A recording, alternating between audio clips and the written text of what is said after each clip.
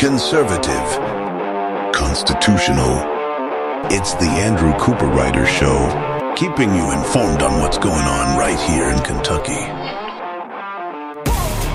And welcome everybody to another amazing day here on the Andrew Cooperrider Show. Hopefully everybody had a fantastic Christmas. Sorry about the last 2 days to y'all. I was obviously off for the holidays, spending time with my family, as I think all of you were as well. But we're back at it today, Wednesday, ready to make a difference here in Kentucky. Hopefully you're with me. And over this next week or so, this is my personal quote-unquote festivus time with the Kentucky state government. This is the time I take to dig into the last year's financial spending, salaries. There's some quote-unquote repeat offenders that I often look at. People like the Kentucky Council on the Arts, which tends to fund ridiculous things, research, universities, those kinds of government entities that I dig into to see how our tax dollars are being spent. Now, I do this for two reasons. First, because, well, it adds credence to part of our conversation about how our state government does mishandle money so much. And it helps me out too. And hopefully this information helps you out for when you're talking to people and you say, look, the government is spending too much money. And they say, well, where do you want to make cuts at? Well, by listening to this show, we give you places to make cuts at. We give you places to point out. And I know a lot of legislators do take a listen to the Andrew Cooperrider Show. I do appreciate it. So hopefully maybe you hear something, you dig into it, you ask some more questions about it, and perhaps it makes it as a rider into the budget to stop spending some of this ridiculous money that we do on absolutely ridiculous things. Hopefully. Because that's how we ultimately end up making a difference. And this is more important than ever. Because just if you remember, this year we will not be getting an income tax break. We've been getting a 0.5% cut over the last several years. But this year, no such luck. Why? Well, because the legislators in Frankfurt spent too much money. That's right. Remember, the bill and the structure that they passed originally in order to lower our tax rates required two things. One, it required that we hit certain revenue goals. We blew that out of the water, but it also requires that they only spend certain amounts of money, and they went over. So because the decisions the legislators make, we don't get a pay cut this year. Now, they could do it anyway, say our bad, we messed up, we didn't fulfill our end of the bargain. You know, you all paid your taxes and hit the number we gave, like it's a goal, I guess, which is weird for the government to have a goal amount of tax money. But anyways, but you hit it. It's on us. We spent too much. We're going to give you the break anyways and watch our spending tighten our belts. But of course, we may not be so lucky. So today I'm going to focus on contracts. So there's a statutory committee in the legislature called the Government Contract Review Committee. And they take a look at every single contract that a state entity issues, and they can approve or disapprove it. Now, the legislative branch and the General Assembly is only in session for so many months a year at the beginning of the year. Outside of that, they're very limited on the power that they have. But what this statutory committee does, it reviews all these contracts. They can call people in to testify on contracts that they want to. I've played you in the past some testimony from this committee. And then if they dislike a contract, they can vote to disapprove it. Well, then that goes over to the governor's administration, Office of the Controller, the finance cabinet director guy there, the guy in charge of the finance cabinet. He can override their decision to approve or disapprove and put the contract in place anyways. But what the legislators can do when they get back into session is they can make one bill saying all these contracts that we said no to are hereby null and void. They're marked out, and pass it as a former bill. Then, if the governor vetoes said bill, the legislators can vote to overcome that veto, and it can become final law. Because remember, it is the legislative branch that has complete control of the purse strings. So that's why it's incredibly important that our legislators be voting no on these contracts. But so often they don't. So often we have to call them out on it. There's going to be a few contracts we go over which have some stories behind it. Now, there's a few things you're going to see on these contracts. So for those of you that are just listening, hey, that's cool. You can just listen to the audio. You'll understand everything that's going on. But for those of you watching this in the video format, you're going to be seeing me throw up my sources. My sources on these contracts is going to come from the meeting materials, the contract list that is publicly available after every single or going into every single meeting of the statutory committee. You can look at the contracts they're going to approve, and you can look and tell your legislator how you feel about them, especially if they're on the committee. Tell them, hey, I don't like that contract. You should be voting no on that contract. You have that ability as a citizen. They have that ability as a legislator. So as we look at it, you're going to see some different information. The length of the contract we want to pay attention to. Also, there's some funding source. So sometimes the state, of course, is doing things as federal pass-through. So, Medicare, Medicaid, some federal programs, it provides that money to the states, and then the states have to actually administer those funds. So you may see a funding source of federal. Sometimes you'll see a funding source of agency. Sometimes you'll see a funding source of general fund, so on and so forth. And you'll also see the universities in here. Here's why everything's included, regardless of the funding source. The state government needs to be holding the federal government accountable to its own spending situations and being fiscally accountable. I mean, recently we saw a story out of Iowa where the governor there, Kim Reynolds, had said, look, we're not going to opt into this federal food assistance program. So this is a carryover, of course, from COVID programs and what it was and what it is. And I'm sure Kentucky's opting in because our governor's a liberal. And what it does is it provides an EBT card, a food stamps card, to parents who have a kid that goes to public school. They get sent this EBT card, and per child that they have in the home going to public school, they get $40 a month in food assistance. Now, this is obviously for a lot of ways wasteful. Back when my kid went to public school, he went to a public school that everybody qualified for a federal food, quote unquote, program because enough percentage of the district, or they lived in the right area, or the whatever, it's something with the school building. If it's in the right area, it automatically, every student qualifies for free student lunches. You couldn't even pay for a kid's lunch if you wanted to. They didn't even have the apparatus for it. You couldn't send your kid to school and say, go buy the lunch. I don't want the government cheese. You can't do it.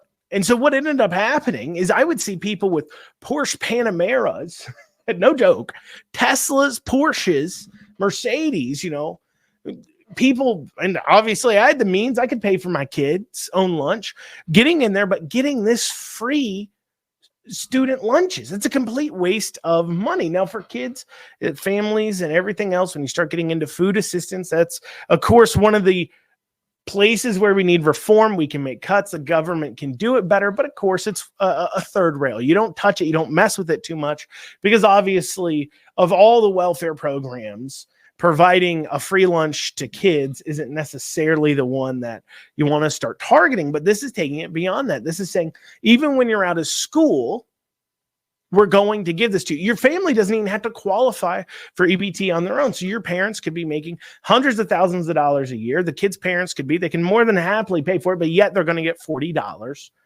a month on this EBT card, a waste of taxpayer funds. And I think Kim Reynolds is right to say this program is unsustainable. It has no means testing to it. You're introducing children to this idea that they need to be provided by the government right away. I know it's super controversial. If you bring this up, if you say, I don't think the federal government should be providing food to every single child, regardless of their parents' income status, I think it's a waste of taxpayer funds. And it's setting an example that they need the government to take care of them. It's also telling parents that they shouldn't take care of their kids. Now, if they need the help, they need the help. Let's have that discussion on where that line is.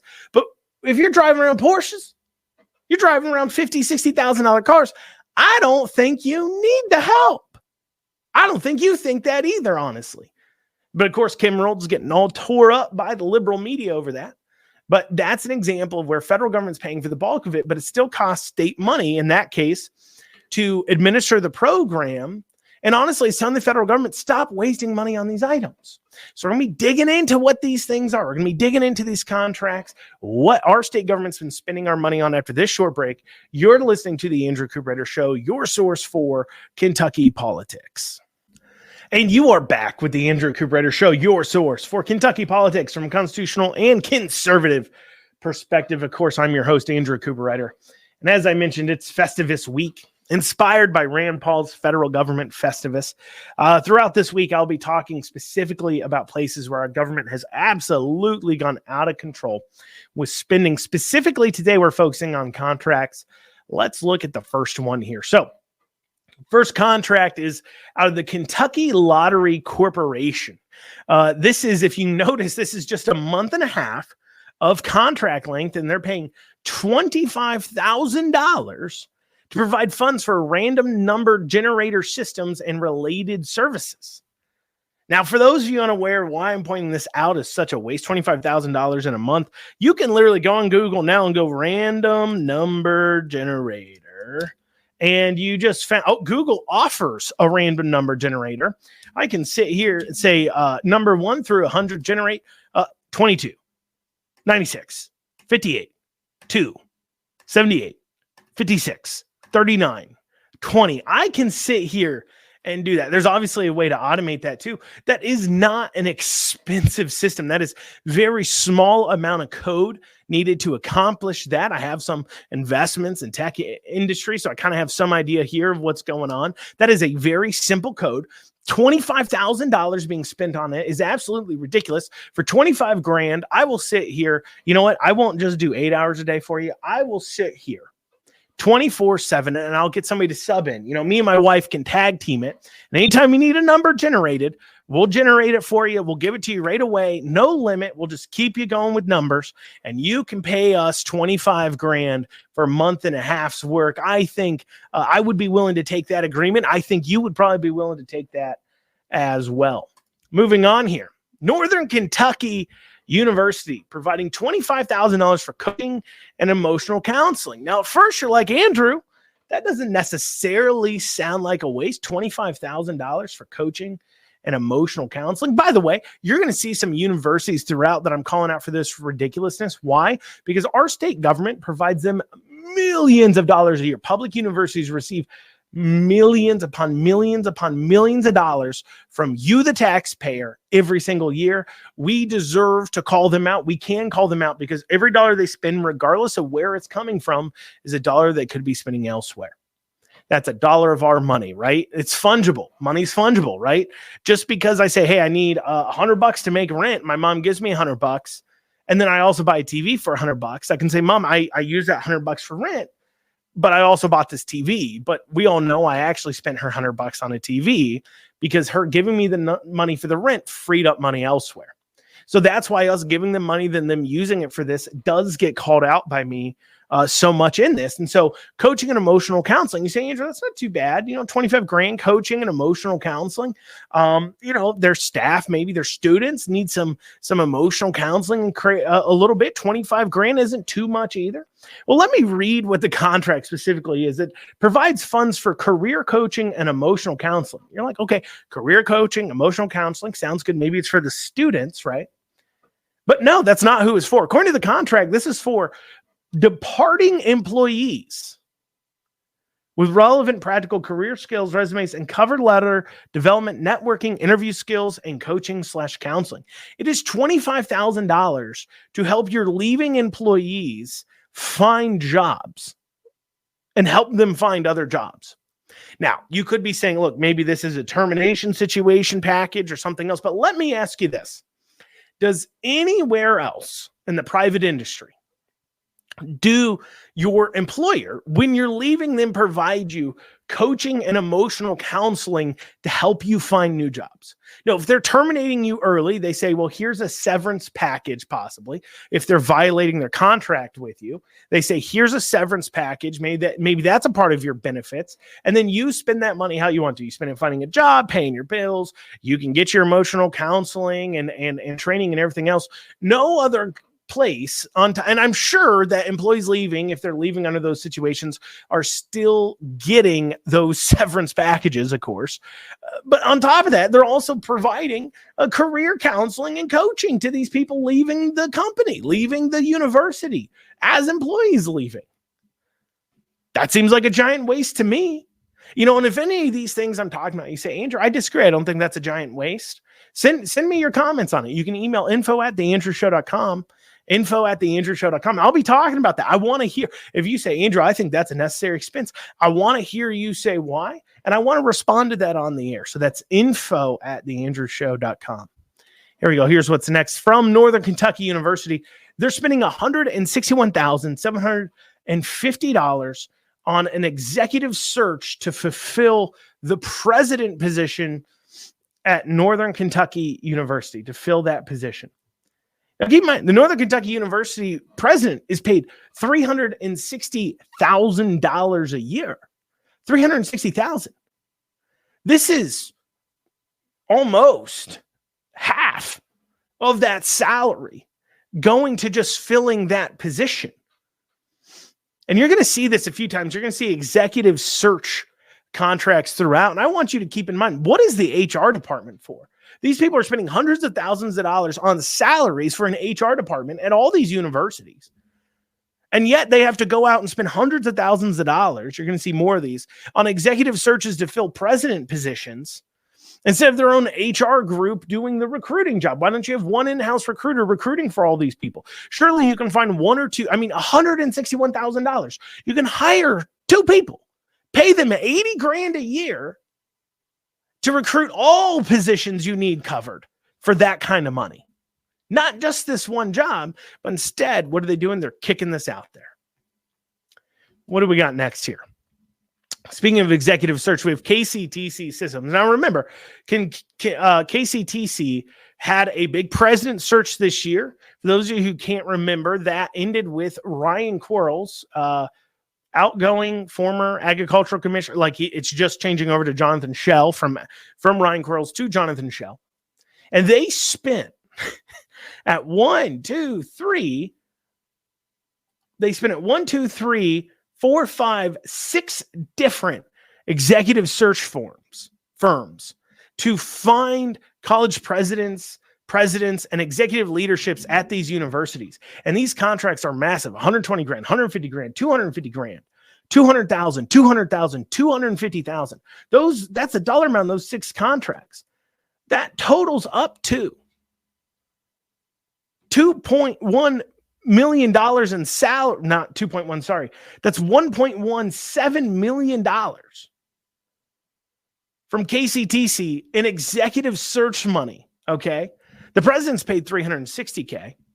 And if you take chancellors, college presidents, and vice presidents, they're on average paid about $175,000 a year. There's about 20 of them. Even if you have to fill half of them and that president, that's $2.1 million in salary.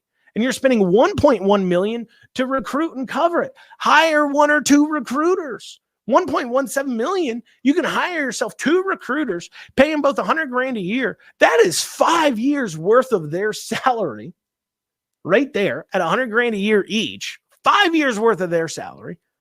And you can fill not just 1 or 2 president positions. You can have them filling all kinds of positions for you. Once again, what is the HR departments for at these universities? What are they for? I ask you. Doesn't make any sense. What else we got? We got a Department of Workforce Investment spending $206,810. Provide funds for the planning and technical assistance of the Education and Labor Cabinet, Department of Workforce Development, and the execution of the Digital Equity Act. Digital Equity Act. Now, you're going to see this coming up. Anytime they're going to mention equity, diversity, equity, inclusion, those kinds of things, I'm going to call that out as a wasteful spending, because it is forwarding this liberal and communistic idea that equity matters, not equality, but equity. And so what this is doing is they're seeking to provide internet across the state. Great. We have a plan already for that. We have money in place to get that broadband in place. We're working on a different grant program, federal government, to get that done. What's the situation here? Why are we having to spend $206,000 for planning and technical assistance to execute it? See, this is the other thing about these federal government programs. They'll come in and say, okay, we're going to create this Digital Equity Act. They'll fund it to a certain amount. You'll say, wow, they're doing $10 million or $2 billion or $3 billion at the federal level for digital equity to get everybody internet. That's good money. Why can't everybody get internet? Well, this is why government sucks at everything.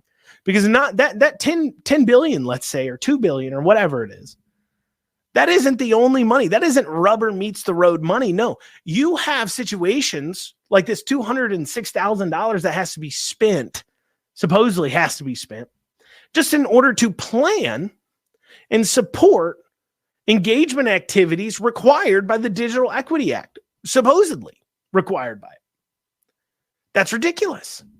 That's money coming out of those billions. Every state's spending that money. And it just, that's where our tax dollars get so misused. When you actually go into it, for every dollar you give to the government, only maybe half on the high side gets returned in actual services, rubber meets the road services. The rest is going to salaries, administration, paperwork, programs funded to teach people how to fund the program. I mean, this stuff gets absolutely ridiculous, and it's a complete waste of our money.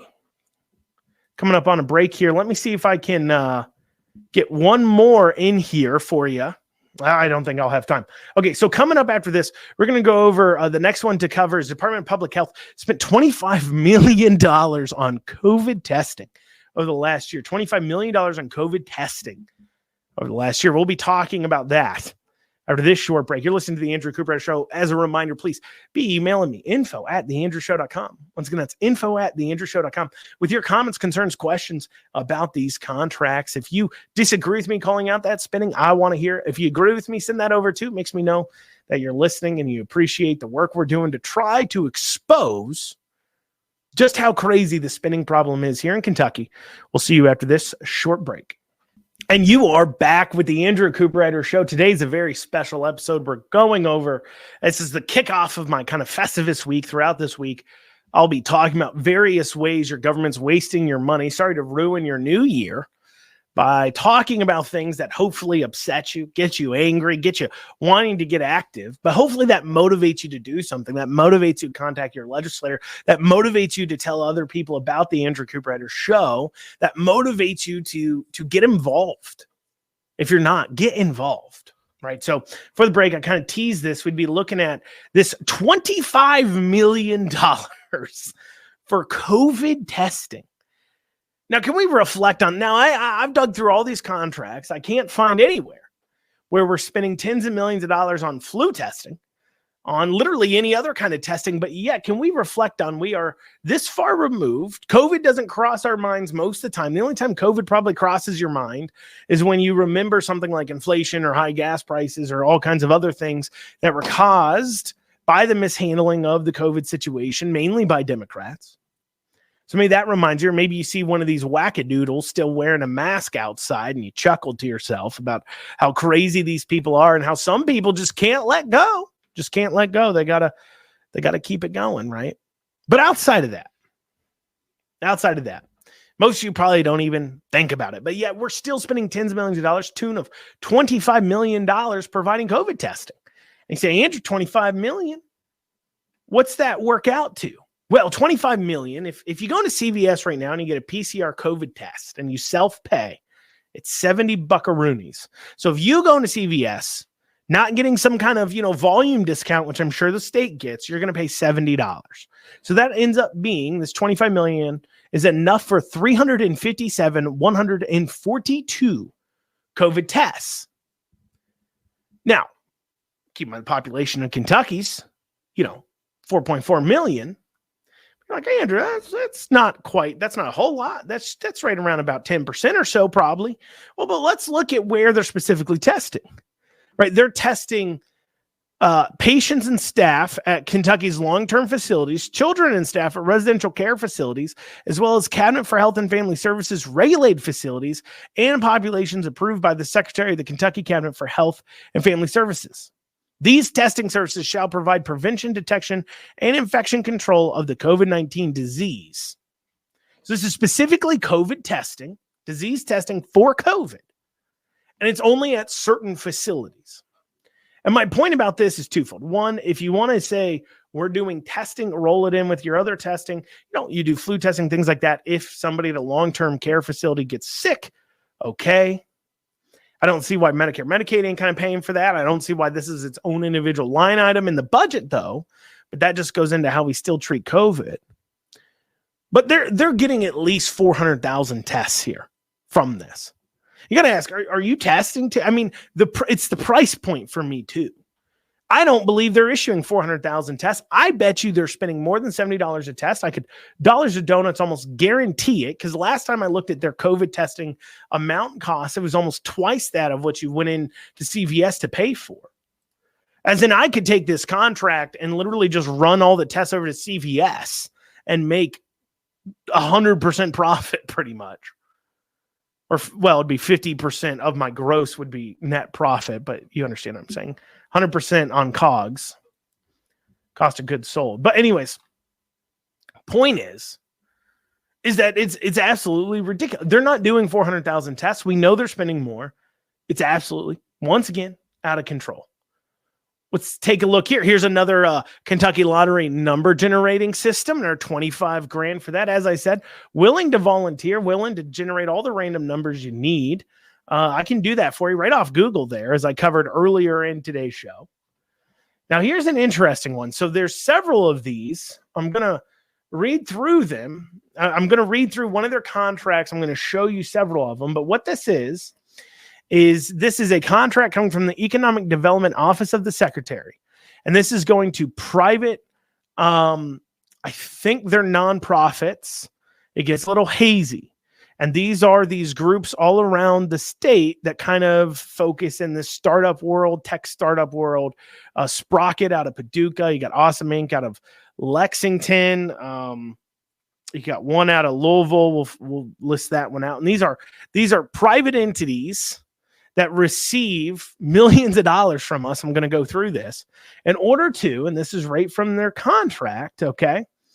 This is to maintain a detailed database for identifying the stakeholders and assets within a region, recording contacts between the regional office and other entities, and have a plan for gathering and collecting data from stakeholders within the region. Develop and implement a plan to address inclusiveness within the region, including developing and supporting programs within the region that engage minorities, women, and other diverse individuals and entities within the entrepreneurial community. So basically what their funding is here, they're funding programs in order to target diverse individuals in order to help them start a business, okay? And there's several of these contracts. We got one to the Central Region Innovation Center, one to Shaping Our Appalachia, one to Amplify Louisville, that's the tech startup one there, one to Awesome Inc. In Lexington, one to Blue North in Northern Kentucky, these kind of regional groups that have been set up. And the total of all the money they're being awarded, some have been awarded, $750,000, some $400,000. The total add up there is $3,015,000 awarded out to these groups in order for them to create an economic program, a program to target diverse individuals to help them start a business. Now, first off, last I checked, this is being funded with our tax dollars. These are programs that shouldn't be targeting diverse individuals or this or that. It should be anybody who's a taxpayer in Kentucky should have access to these programs equally because it's being funded by your tax dollars. That's first thing. Here's the second thing. It wouldn't be so hard to start a business if here in Kentucky, it was just easier to operate a business. I am not kidding. Kentucky might be. I've owned businesses in other states because we've done quote unquote business in other states. So you have to own a business there too in order to kind of do that. I've owned businesses in other states. I've dealt with the bureaucratic hurdles in a lot of other states. And I can tell you this, Kentucky is, if not one of, is the hardest state in the nation to do business in. The amount of entities I have to send documents to yearly, quarterly, monthly, is out of this world, and it creates an expense. You have a business doing $1 million, you can expect to spend $50,000 to $100,000 a year just on gathering and getting together these forms, these documents, paying people to overlook it. I mean, you if you've got a business doing $1 million a year, you almost need a full-time person just to stay on top of the government documents and places you have to file it. Then on top of that, then the tax monies you have to file. So if you think about this for a second, you make $1 million a year, you're out 200 grand, 300 grand right off the bat, just in taxes, just in paying somebody to administer those and get that into the state, just in all those costs, you're paying hundreds of thousands of dollars, 10, 20% of your business revenues. It's out of this world. It's crazy. It's literally crazy. And that causes higher prices. That causes less pay to employees. That causes you, the consumer, having to pay more for things because the government is a leech and it's sucking at your pocket in other ways. More than just the sales tax you pay, you then also are paying for an increased inflated product because the person who has to administer and make sure those sales taxes get paid to the government, well, the business has to pay for it. The person who has to file those reports of income tax to both your school. Here in Lexington, you have to pay an income tax as a business to your schools, your city, your state, your federal government. You'd file all 4 of those forms and pay a tax. I literally paid Fayette County Public Schools thousands of dollars this year as a business, as a tax. And I have to pay somebody to prepare those returns. That gets translated into higher costs. And so rather than spending $3 million on this, why don't you save that money, recognize that if you have to help people start a business, maybe it's because it's too darn hard here in Kentucky to do it. Take a good hard look at your administrative regulations and your legal regulations, pare them down, make it easier to own a business in Kentucky. And then also you can save money on the administrators administrating all these forms and taxes and everything else. But that would just be too hard to accomplish. Well, you're listening to the Andrew Cooperrider Show. Coming up, last segment, we'll be digging into this more. We've got more to cover. We'll have that after this short break. And you are back with the Andrew Cooperrider Show, continuing on with our Festivus week, our digging into out-of-control spending. We'll go into a few more of these crazy contracts we have going on out of our state, absolutely out of control. Now, here's one from the Kentucky Lottery. This is $17 million to provide funds for the iLottery system, game content and related services, including gaming services, game design and content, operational services, player hotline support services, mobile app, graphic design services, ongoing software support. The game system also includes banking solutions, identifying management, and geolocation services. This is all for the Kentucky Lottery Corporation to provide online gaming. Now, up until just a few years ago, Kentucky didn't allow you to gamble online with the lottery because you weren't allowed to gamble with credit cards. But starting a few years ago, our state government, with a regulatory change, decided, well, let's let the Kentucky citizens go into debt gambling, use a credit card gambling, and then let's let them do it online. As soon as they started letting them do it on their credit card there, they then opened it up online. Let's let them gamble online. Now, I got a little thing for you, okay? Now, some of you know how I feel about gambling. Some of you don't. I don't personally like it too much. I've gambled before, obviously. I've gambled a little bit. Nothing crazy. I don't get out of control. A few bucks here or there, right? I've set my limits, everything else. Gambling's not a problem I have. And I am of the belief that I don't believe personally that gambling is necessarily a sin. You cast lots in the Bible. They gamble in the Bible for land, which is the equivalent of money. They cast lots for decisions. There is gambling in the Bible, but the problem with gambling is much like some other things, much like, in my opinion, drinking, it provides opportunity to create other sinful behavior. So gambling lays a good foundation for you to be able to commit the sin of love of money. Much the same way that drinking allows you to commit a whole lot of other sins, especially drinking to excess. That's why the Bible says, do not become a drunkard, right? But putting aside philosophical differences on gambling or anything else, regardless of how you feel about it, one thing we should all be able to agree upon is that the state government should not be facilitating people to go into debt on their credit card. They shouldn't be using Capital One as a loan shark to fulfill their gambling habits, but that's exactly what the state of Kentucky is doing. They're spending $17 million to do it. It's wrong. That's an evidence of a government who just absolutely hates you. Continuing on here. $2.25 million for advertising for the Kentucky lottery, right? Once again, if you want to gamble, okay.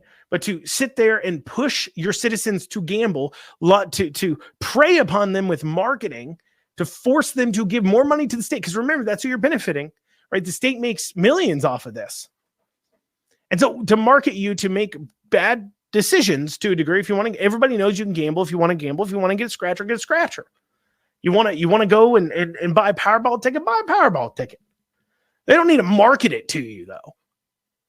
I just think that's wrong. The government's spending money to get you to gamble. I just think that's wrong. Let's see here. $1 million for a human research consulting out of California. Now, this one made the list for a few reasons. One, there was a Kentucky company who bidded on this, who was cheaper. They should have gotten the contract. Two, we should never be hiring a California company that boycotts Kentucky companies to then do our HR consulting. I just think we shouldn't be spending $1 million to have California do our HR consulting, but that's what we're doing. Let's see what else we got here. We've got $38,372 for implicit bias training. That's right. Everybody's racist. You just don't realize it. It's been widely disproven that these implicit bias testing is absolutely unscientific, out of control, is being used the wrong way. But yet we're spending $38,372 testing to see if you are racist and just don't realize it. And this is specifically to work on improving their implicit bias testing because they recognize, of course, it sucks. So rather than just abandoning this idea of trying to teach everybody that they're racist, instead they're going to go ahead and spend $38,372 on it. What else we got here? University of Kentucky social media ads, $23,900. This is made the list because these are advertisements used to target men that have sex with men living in Kentucky and inform them of HIV testing opportunities, monkeypox vaccinations, and other medical services. $23,900 doing a few things. One, we are advertising. We're taking your tax dollars to advertise for the pharmaceutical companies. That's first. And second, I got to ask you, $23,900, do they not already know there's HIV testing going on out there? Do they not already know there's monkeypox vaccinations out there and available? They just need to call somebody up. Yet we're spending $23,900 on social media ads targeting gay men that apparently don't know that there's HIV testing opportunities out there, monkeypox vaccinations. You know, maybe I'm just saying. Gay men don't know that? I think they do. All right, here we go. $1.3 million, $26,250 doing behavioral risk factor surveillance data collection. This one made the list because they're paying $1.3 million to do 4,500 surveys over the phone, landline, and cell phone surveys. They want to oversample too, specifically African American populations, to look at health disparities by race. So first off, this made the list for two reasons. Second off, concerning yourself, I think, about racial health disparities is absolutely useless. No doctor is looking at a list saying, oh, well, they're black, I don't want to treat them. And nobody at all, nobody is sitting there saying, unless you're saying something like, I don't know, like, I think it's sickle cell anemia, which is specifically targets people of certain skin hues.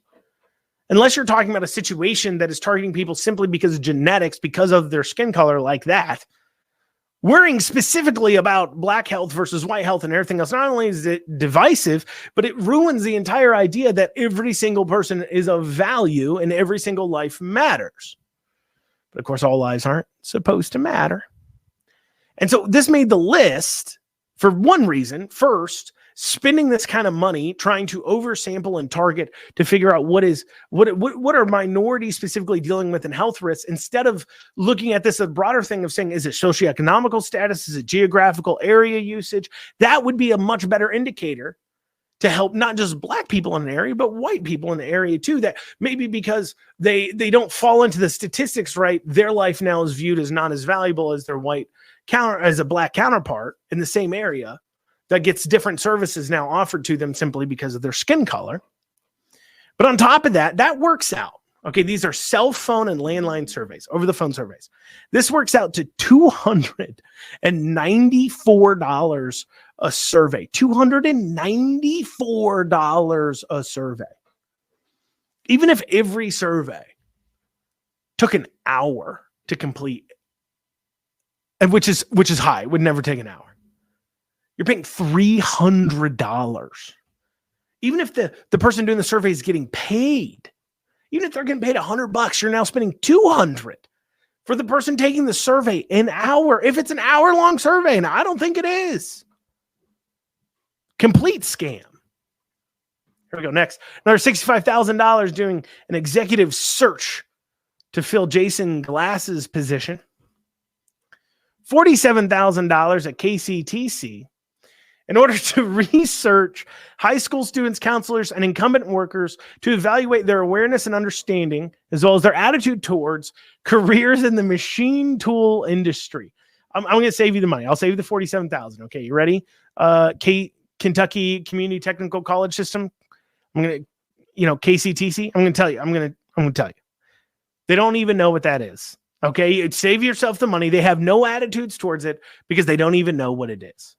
Then finally, I posted about this one on Twitter and Facebook already. Commonwealth Alliance is being paid $27,500 by WKU to lobby the state government, to lobby the state legislature. So the state legislature, who oversees the contract review committee, approved a contract